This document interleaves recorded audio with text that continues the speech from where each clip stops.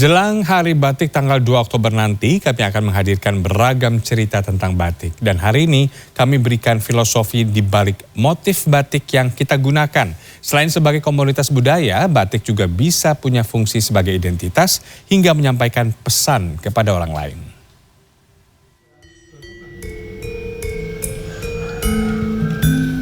Tiga 13 tahun sudah, PBB telah mengakui batik sebagai budaya tak benda warisan manusia.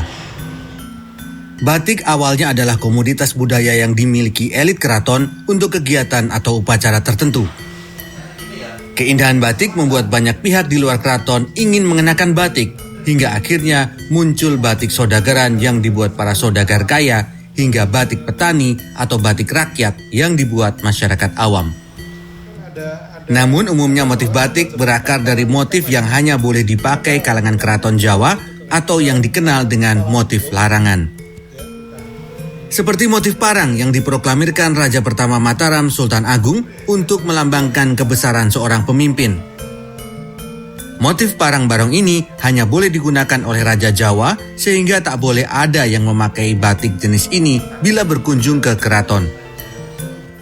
Desainer sekaligus pemilik butik batik Afif Syakur mencontohkan motif grompol biasa digunakan ketika perempuan masuk masa menstruasi yang bermakna memasuki masa kedewasaan dengan mengumpulkan berbagai macam sifat-sifat baik.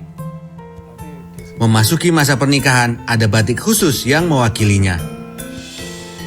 Motif Sidomukti ini biasanya digunakan untuk perkawinan, bagaimana menjalin hubungan sehati suami istri dan lain sebagainya supaya mukti menjadi yang erat hubungannya. Bagi beberapa orang, batik juga digunakan sebagai identitas untuk menyampaikan pesan kepada orang lain.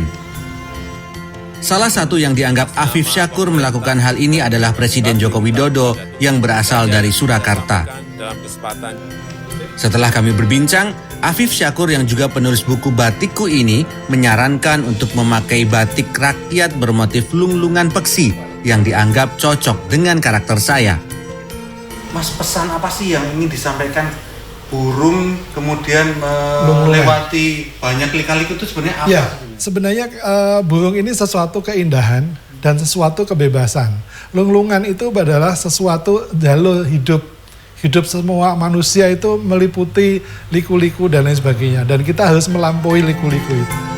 Meski motif batik berasal dari motif larangan yang jumlahnya terbatas, para seniman batik berharap masyarakat bisa mengembangkan terus jenis dan jumlah motif batik sesuai dengan filosofi dan karakter masing-masing. Tim Liputan CNN Indonesia, Yogyakarta.